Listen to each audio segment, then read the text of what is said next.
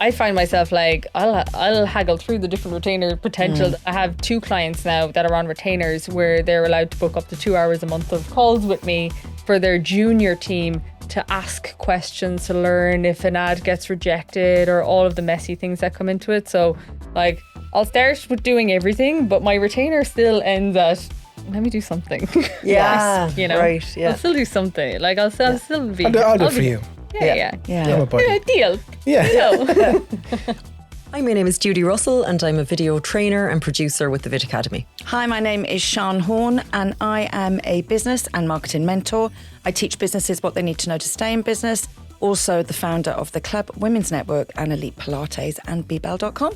Hi, my name is Jen and I'm the founder of a paid advertising agency called Lemon 7 based here in Cork. Hey, I'm Jay Woodard and I am the creative director at Ad32, a content production house that produces content for SMEs and corporates. This episode is brought to you by Lemon 7, the marketing agency that your competitors are going to wish they found first. If you'd like to get a paid advertising proposal today, head over to lemon7.ie. Hey everyone, welcome back. This week's episode is episode number 41. It's lots of fun. Yeah. And this week we are in person again, as we will be next week. This week, we're going to talk about customer retention or client retention, depending on whether you're a product or service. But to kick off, I suppose, for you guys, do you work on retainers, one-off work, blended work, channel? Both. Both. Yeah, both. Depending on the business. Obviously, in the club, it's a membership. In Elite, they buy in packages, so they are kind of retainers, and 50% actually would be monthly retainers that they pay, and they do a certain amount of classes. And then myself, these days now, it's just one-off projects. Yeah. What about you, Judy? A lot of it is one-off. Like, it's interesting, the training, like say, for example, New Frontiers are a group of entrepreneurs and it's a different group every year. So I go back to them every year to train their new batch of entrepreneurs kind of thing. So they'd be kind of like retainer. Annual retainer, like. Annual, yeah, exactly. And some of the colleges as well would have programs that they bring me in for that the cohort changes every year. But a lot of times within companies, I'd go in and do train their marketing teams. And what I haven't done, which I should be doing, I'm kind of like, okay, now you're done, goodbye. And then I see their videos going up and I'm seeing stuff that they could improve on their videos. And I'm like, I should really have something that allows them to retain me at an affordable rate. But also just having someone, an outsider, come in to say, okay, show me your stats of the last month. How many videos have you made? Like, it definitely helps them to create more and do better. So I'm trying to figure out a way to build that into the thing. But production, same clients, like Breakthrough Cancer Research, like loads of clients for the last 10, 15 years kind of So thing. recurring more than retainer. Reoccurring, not retainer. Yeah, I've never been smart enough to get on board. It's tough. Yeah, it is. It's tough to sign them, yeah.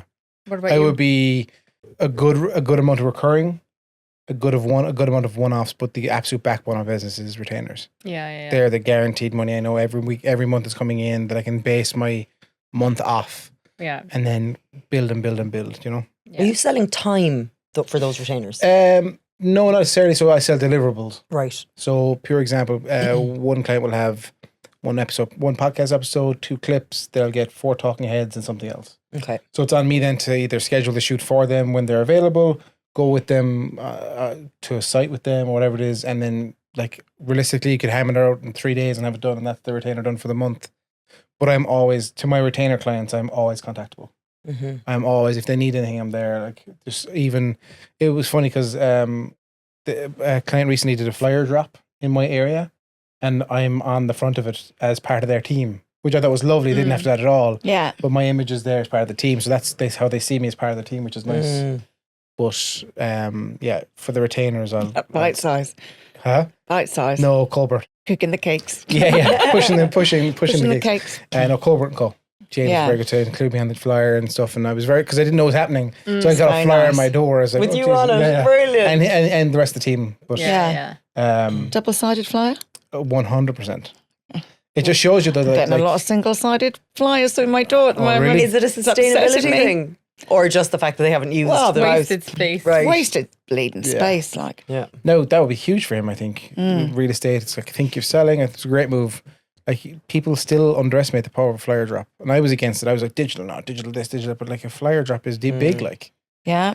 But Actually, Azure, who sponsored our first few episodes, that's what they do. We're collabing on a project with them as well. I'm at the doing one moment. as We have well. One client that's overlapping between us, and they're doing the flyer drop. And it's interesting just to see the digital to traditional where they're merging data wise. Yeah, it's clever.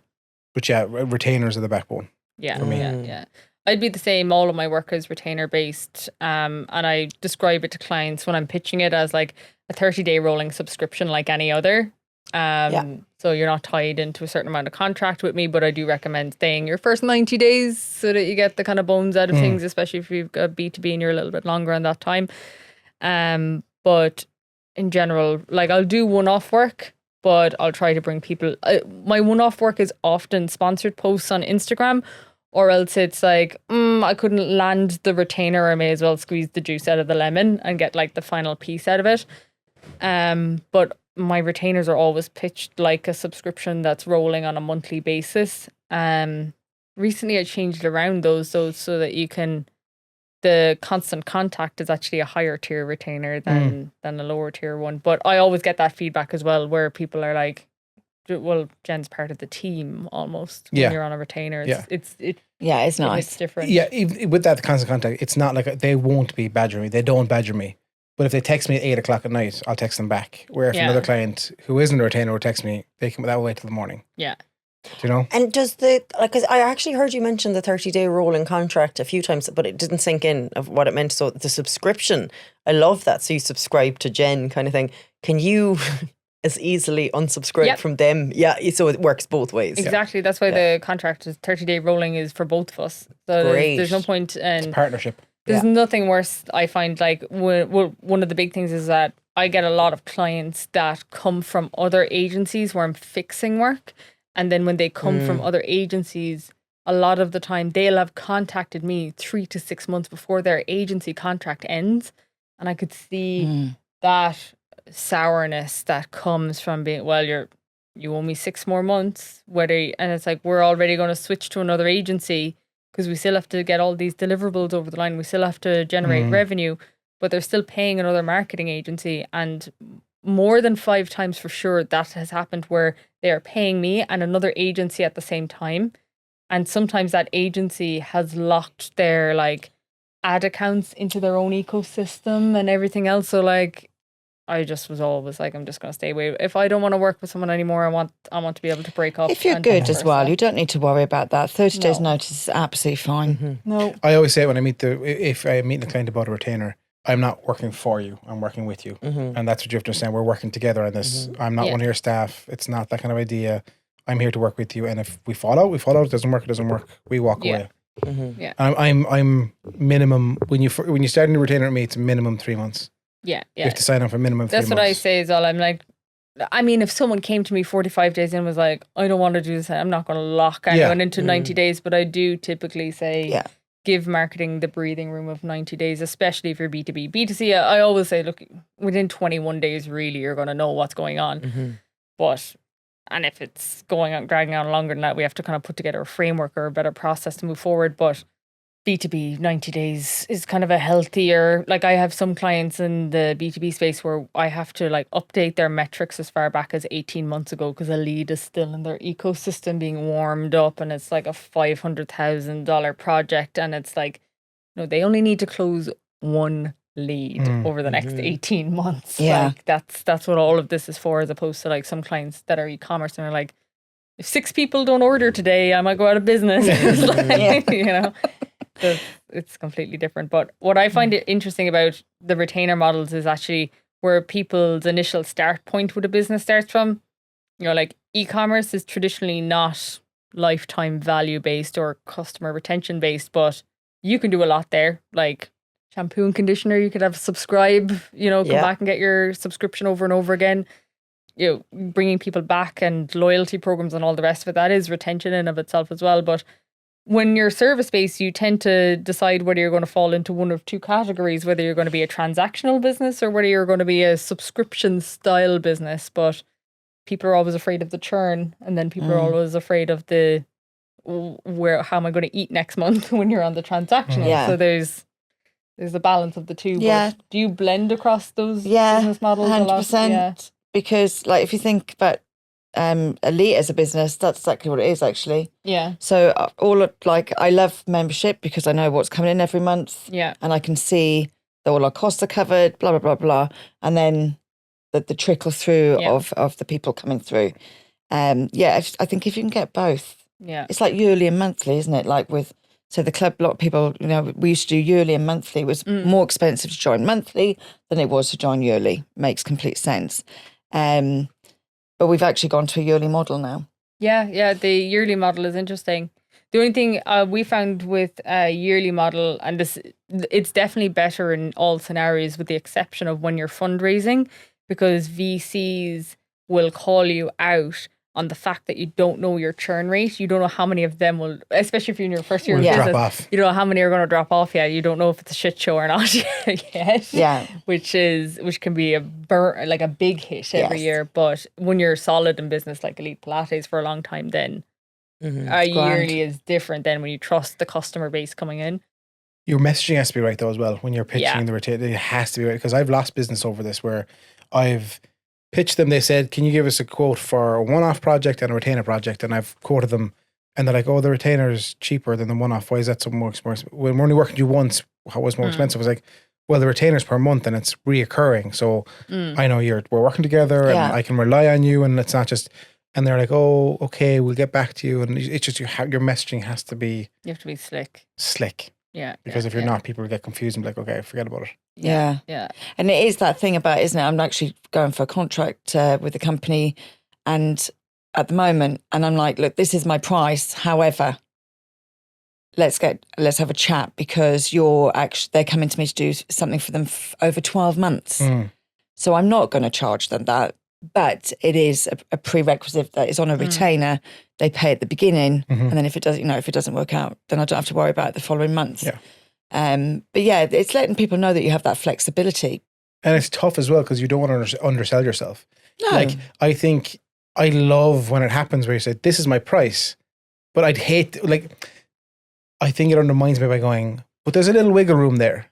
Yeah. Do you know what I mean? I can make a deal with you though. Like, I love that idea. And come here, I go to car boot sales. I love haggling. I love making deals, like having a crack.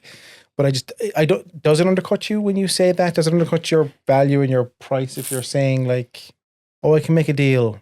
Yeah, I think it's how you word it, like with this large contract I'm looking for. So say just in height, say I charge £1,000 for the day. They want to book me for 17 days. So I'm like, look, these are my prices. This is what I charge on a daily rate. However, if you're happy to pre-book those 17, then let's have a chat because I think I can do a better price for you. That makes sense. Or like sometimes what I'll do is say like, oh, there's a one-off setup fee because you've got nothing. There's no tracking, nothing set up. Like there's a one-off fee for that setup, but if you pay that plus the first month, then I'll adjust down the next 2 or 3 months after that, and then we'll go back into our normal retainer, or I'll spread that out over the first 6 months of retainer with you. And if you drop off early, then that'll just be the remainder of setup. There's ways you can slice and dice it, but what I'm interested to know is for you, do you think when you're hearing the conversation, is there anyone that you're like, do you know what? When I deliver the next project, I could pop a note and say, if you want the next few months of this lined up, do you want to work out a retainer or do you just dislike that model in a way, or do you prefer the transactional I think I'm really model? into it. Do you know what? People for a long time people were changing their final proposal instead of prices to investment. Investing in the foot economy will give you an investment. It's just these gimmicky things that I just can't stand. So for me, I thought that the retainership was just not going to benefit the business enough for me to offer it. But now I'm seeing where I could, because like at the start, like people weren't creating content over and over again. They were kind of learning to make the videos and then they were kind of leaving them there. Now they're seeing the importance. So now I'm watching their content go up and I'm like, oh, I could see them doing that a bit better. Or, like I can see them dropping now because they're obviously getting busy with other things. They need someone to push them, or like, oh God, one light would actually go a long way to help their video. So now I can see where I'd be valuable. So now I'm trying to figure out a way to It's almost like a review Bundle piece, that. isn't it? Like, It's like you know, the audits. yeah, it's Yeah, like an audit. audits, So, you yeah. know, after we've done this training, I come back 2 months later, we're going to go through and audit what you've done so Yeah. far and take it to the next level. Yeah. But let's do this at level 1. Yeah, exactly. yeah. And then someone else was saying, well, like, why don't you just go in for 3 hours a month and just batch content with them? Because okay, Jen batched 4 million thousand videos this weekend on her own. 5 million. But Jen is a special person. I couldn't make my own videos without one of you guys' help. Do you know, in a batch, I'd need you there to be like, Well, you've okay. been invited to the 5th of I know, I can't wait. I'm really excited. I'm going to her next batch. And all I'm going to do is distract her. And she's going to be like, I'm never This is inviting only Judie video again. 32. Yeah. Judie, come get your shit together. I'm waiting to be given out to by Jen for the first time and I'm scared. Clever. No, I like it. I think you have it. It's the right model for you. But it took me what? I've been doing takes this a while 6 to years. position 6 it, years to evolve into, but nothing happens to me overnight. And I can't rob ideas from other people if I don't think they'll fit my business. It just has to be now it's starting to make Now sense. it's I was the fitting, same. yeah. I was the same. Yeah. I think it's just for video people like us, and it's not a thing that you have retainer clients. Maybe it wasn't, but I've only started getting retainer clients in the last 2 years. Yeah. Because that a few people, I've done a few courses and they have I was a graphic designer, so whenever my retainer clients, I do their graphic work. I'm like, why don't I have fucking retainer clients? Jay, have you heard of Design Joy? No. It is an unbelievable story, right? So Design Joy take what we do to the next level. So what we do is we typically offer a service of some sort on a retainer, and that's the argument always is that that's only a certain scalability. Let's say me as a human, we as humans can only go so far until we hire in someone else. Then you hire someone, and then the same game starts again, where how much can they bring in from a retainer perspective and clean the profit off the top, and the cycle happens again.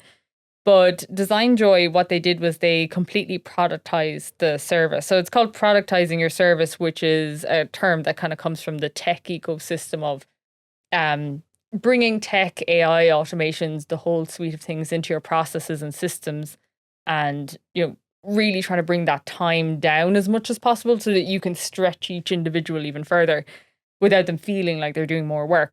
And this guy, Design Joy, he is a graphic designer, solo, totally on his own. I think he's got a few contractors with him. He's pretty open about his story. I think it's a few $1,000s a month. I'm not sure how much it is. And you just have a one-way Slack channel with him, and you ask what you want, and you have unlimited access to design assets. He'll turn them crazy. around in 24 hours or 48 hours, depending on which package you're in. And that's the entire ecosystem. So it acts like a subscription service, way more in the traditional sense, but it's pulling in from the service industry, Very which clever. is really interesting. But he crossed $1 million in annual recurring revenue. It's just him. Class. Do you know, I worked in this kiteboarding school in Australia, and I remember they used to sell course you did. gift vouchers. Of course you Never learned because it would only. He'd be like, I give you a lesson when the weather is bad or when the weather is perfect for it, but there's no customers. It never happened. I was just so busy. But he was selling gift vouchers the entire season, and the gift vouchers expired at the end of the season. And I think he was like, made like 20 grand in gift vouchers this year. I was like, what? They're just gone. I was like, how do I get into gift vouchers, Jay? Different world now. 5 years 5 years, expiry. yeah. Yeah. Oh yeah, that was And to be honest, in business, like I saw, I used to have a beautician, we'd sell hate gift a vouchers. mountain of gift vouchers at Christmas, and it's true, 50% of them don't come back, but then 20% of that 50% ring you 3 years later and go, I found this gift voucher. They are painful. The Luscious but retention painful. on gift card voucher users is very low. the retention. Oh, The lifetime value of a customer who Interesting. has their introduction via a discount voucher didn't is choose very it. low because they didn't choose it. I hated it when I was like, it was all great getting the vouchers in and or people buying the vouchers, the cash was there, so class, we're cash rich, happy.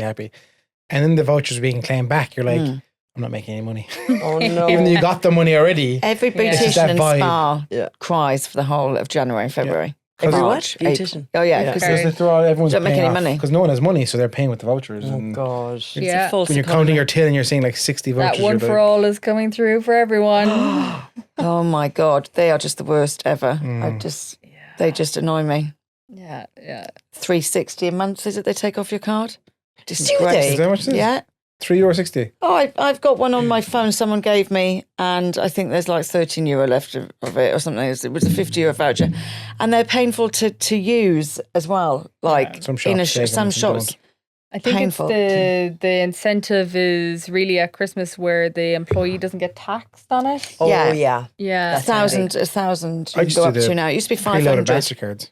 What? Preloaded can- MasterCards. You can do Do it that way as preloaded well. miles. Yeah, so there's yeah. no, it's not, I can spend on what I want. And it's just on your, I actually need to do that soon. Yeah, Very good. I think it's 500 per person, isn't it? It used to be, it's 1,000 now. So, Yeah. Tax Judie, free. treat yourself. It's a tax write-off, like. Yeah, yeah. Oh, yeah. I forgot about Absolutely. that. I mean, You if can you do it pay as a sole yourself trader, 1,000 yeah. less, do you know what I mean? If you're a PRSI, just pay yourself 1,000 less. Just take the tax-free money. Like, Yeah. Speaking of like tax, I had a rough idea after a small bit of research last week, and I was showing you the email this morning from my accountant. So I was like, right, I need to get a van, but I know I'm going to eventually like a caddy van, like a small caddy Yeah. van, as opposed to like my car outside. Singular Both for van, work like. and personal reasons. We'll divide it into both. I was like, right, I know I'm going to have to pay benefit in kind, blah, blah, blah. But if you buy a van in 2023 or 2024, the benefit in kind is the amount that's taxable to you is deducted by €10,000 for a van specifically. And I was like, okay, yeah, but can I trade in my own personal car? And she's like, yeah, you can trade it in, but the company owes you that money then tax free. So I was like, excellent, I'll be trading in my Yeah. car, grabbing a van. I 10,000 deducted off the benefit in kind, and then Amazing. no tax anyway because the company will owe me the value of what I what's traded the van in. thing with the 10,000? I don't know about this. But The yeah, benefit in kind is calculated off the original market value of Yes, the the van. van, yeah. But that original market value in 2023 and 2024 for a van is deducted by €10,000. I could be very wrong, but Why? I don't think there's benefit in kind if it's a company car. Oh, no, there is. As a commercial car. No, Yeah, commercial no, there is. It has to be a van. It has to be Has like to be a van. Like You have the to pay benefit in kind in tradi- your tax. yeah. for- I think so. I think but if it was it's only 8%.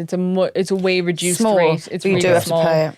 But it's it has to be like your traditional looking van. It's not like a Golf with the back windows tinted Yeah. and the car seats taken Okay. out. That's not classified. either way, as a my van, account but- is sorting it all out. Like, but Yeah. It's interesting though, but yeah, I didn't realize that because I always never did it because the original market value would just be like ridiculous, and then because I was always looking at commercial cars. Yeah, instead, absolutely. but I didn't clock this. But your with the van. Jeeps are in demand, aren't they? The Hyundais, Yeah.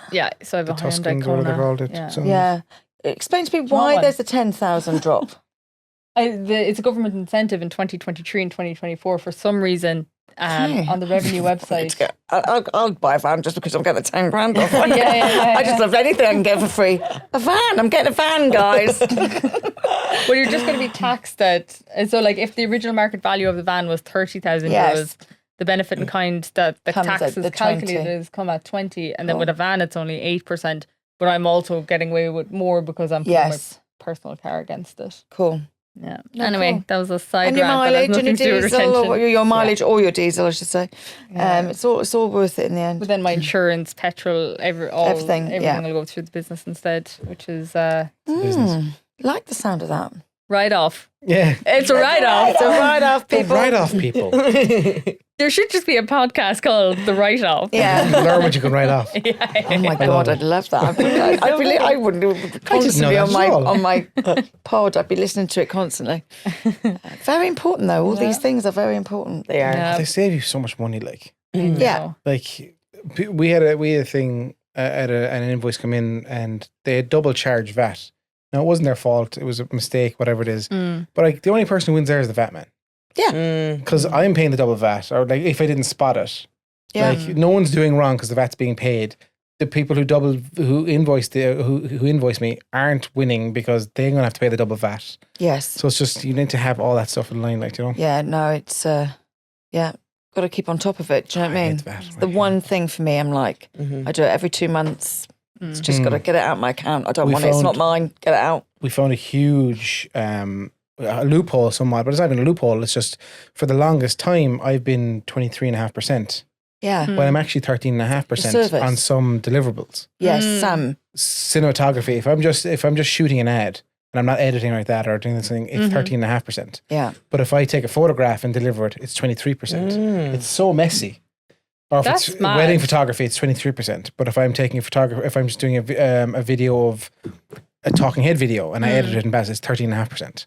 So cinematography is who in the revenue differentiate between cinematography and digital video. Whether the video is 4K or HD. Do you know what I mean? is Yeah. Like, so, Yeah. but it's interesting. So That's if you are in interesting. that world, check it out. Or reach out to me because I have all the forms and I've gone through everything. And Yeah. Interesting. No, Yeah, absolutely. yeah, Very yeah. interesting. because why am I paying almost double the tax I have to be? Yeah. Like, for my, Actually- that affects my cash flow. Like, do you know what I mean? Massively. Last Yeah. year, I used a different accounting software, just trying it out for somebody, and it was a disaster. They straight away for elite Pilates put 23, but it's not because we're teaching classes. It's 13 and a half.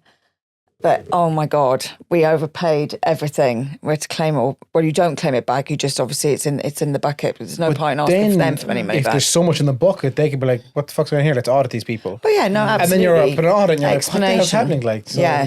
But I mean, I always try and not overpay, but like best scenario for me is just a direct debit every month to take my money. yeah, I think it's very important for accountants to not be lazy and go, "Yeah, it's 23%, 23%." Yeah, because they need to spot these things and know 100%. it's better to be safe and pay the 23 and claim it back. I'm like, well, no, you're affecting my cash flow. I could get audited. Yeah, This whole stuff, like, so. yeah, no. But you have to treat your VAT too as like, I never really cared that much whether it was 23, 13 or whatever the case might be Not to a yours degree anyway. because it's not yours anyway. You know, it shouldn't be calculated into your cash flow, your Oh, everything 100%. else, yeah. But But you've got to know what it is in the first place. Yeah. But it does affect cash flow if I'm paying the wrong VAT. Do you know what I mean? Because I wouldn't be paying 13.5% VAT anyway, and that would be part of my cash flow. Where I'm happy to pay the 13.5% I'm supposed to be paying, but the other 13.5% is actually my money. Yeah. Do you know? Where if I was to pay, I know it comes Well- off the VAT bill at the end of the month, but that's fine. But that's the VAT that I'm saving anyway, the 13.5%. Just watching It's getting Judie's messy. face. Sorry. Yeah, She's like, yeah. Sorry, oh it's my getting God, messy hang on a now. minute. I need to go back and look at my invoices. I just yeah. I need to Yeah. do my leaving cert again. Mind you, Learn I it. just 23.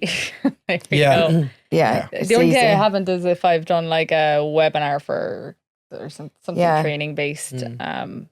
Actually, someone was talking to me the other day and I was saying, because we're looking to expand on the businesses, and I love the fact that most of my business, actually, people just pay me online, goes through, I just, if the VAT man ever came into me at Elite and said, how much money do you take? I Export. just press a button, export, there's all the money. We don't take any cash. And someone said, oh, is that frustrating? And I said, it's like, do you know what? It's peace of mind. It's great. Yeah. If someone Sure, ever comes in and wants to have a look, just press the button. I haven't It's seen fabulous. I cash mean, in it's the tax man's years. dream. Cash is just not happening. Do You know, anymore, it's like I went to Sweden a few months ago and in my head, I don't know what it is, I like other currencies. Yeah. What flavor of autism did you get? I love other currencies. And I was like, Sweden, I can't wait to go to Sweden. It's always euro everywhere we go. Now we get to play with the Swedish krona.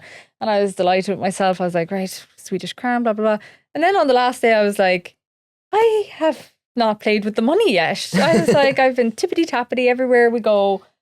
And then I was like, I went to an ATM and I took out some money. And do you think I could find a shop that would actually take cash? Take Because it. Oh, Sweden really? is like living in Of course. 2060. Oh my All God, digital. no cash. So now if anyone wants some Swedish krona.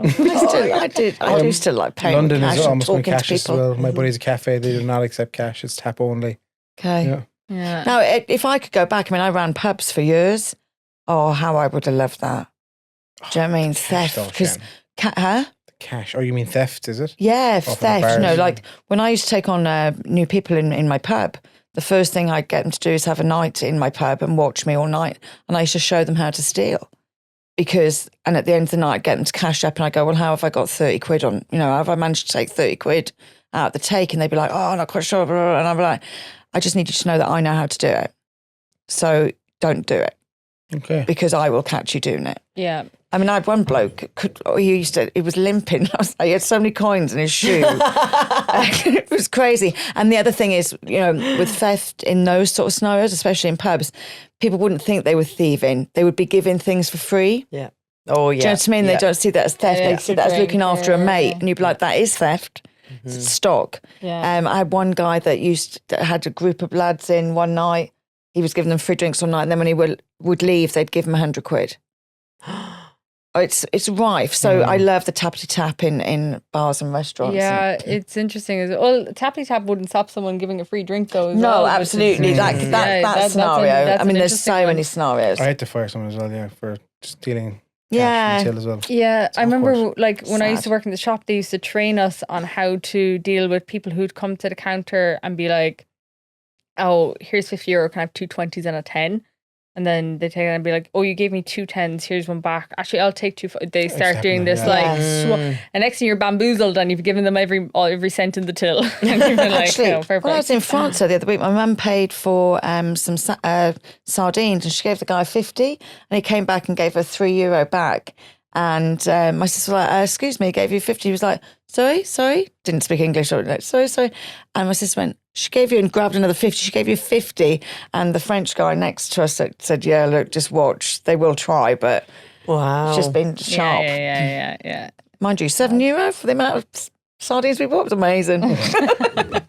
Amazing. Does anyone have any teach me something new for customer retention to circle back? What's your number one tip for it? Let's start with you, Sian. I'm going to say hybrid. So for me, it's all about communication and keeping in touch with them. And I think that there's lots of automated stuff that we can use, which is really, really important. But I think that hybrid version is don't forget human connection. Yeah. That's what it's all about. You know, you just explained, Jay, and, you know, as being part of the team. So if you are part of the team, you would communicate well with those people. So for me, that's what it's all about. And asking people what they want. Don't be scared to ask. Yeah. Judie, what about you? I remember interviewing this guy who works for an AI company, and he was really intelligent and really smart. And he's like, "Thinking is hard. That's why people don't do it a lot." And I was like, "Yeah, he's all right." But like, I think when you're coming up with a retention package, like I need the whiteboard. I need to come and I need to think about it, and I need to figure out what I think would be valuable to the client, and then do my mom test with them. Call them and see if it's actually something they'd be interested in and try and figure it out from there. But like, I suppose not stealing from, like, I went and looked at Jen's new Lemon 7 page and I was like, "Oh yeah, I'll just take those and put them onto my website." And then I was like, "Stop it. Steal it, it's all yours. Get it out. You do different things. It's not going to work the same way." So Yeah, I think you have to think about it. But it's interesting because like even like you'll go home, the whiteboard, package it up, have it ready to sell. Maybe this is because it'll work in your industry as opposed to mine, but I find myself like I'll haggle through the different retainer potentials. I mean, like I'll be on a call and they'll be like, "Oh, do you know what? We actually have a team in house. Probably wouldn't be suited for us to have this every month. So we would just like an audit. We'd like maybe just you to run through what the team is doing, maybe get them into shape and let us carry on the ship from there." And I have two clients now that are on retainers where they're allowed to book up to 2 hours a month of calls with me for their junior team to ask questions, to learn if an ad gets rejected or all of the messy things that come into it. So like I'll start with doing everything, but my retainer still ends at, "Let me do something." Yeah, you know, right. Yeah. I'll still do something. Like I'll still be. I'll do it for you. Yeah. I'm a buddy. Deal. Yeah. No.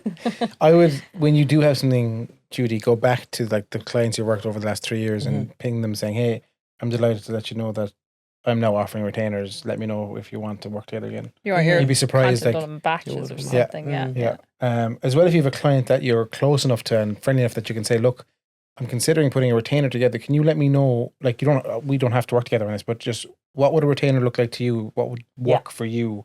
And then you can actually get a client's input. They don't. You can give them a month free for helping you or something. But, for me, it would be a chance to communicate with them. Like I meet with the client early in the month. We find out what we need to do. I follow that meeting up with an email or a text saying, "Here's what we talked about." It's usually an email. "Here's our plan. Here are the videos. Here what we want to do." And then usually it's a check-in halfway through the month. The text. I'm usually meeting them anyway for shoots and calls or that kind of stuff anyway. But it's all about communicating with them. Yeah. Don't let them, like as James, one of my clients from Colbert says as well. He goes, "I like retainers and I like this kind of stuff, but you know you fucked up when I'm contacting you for something."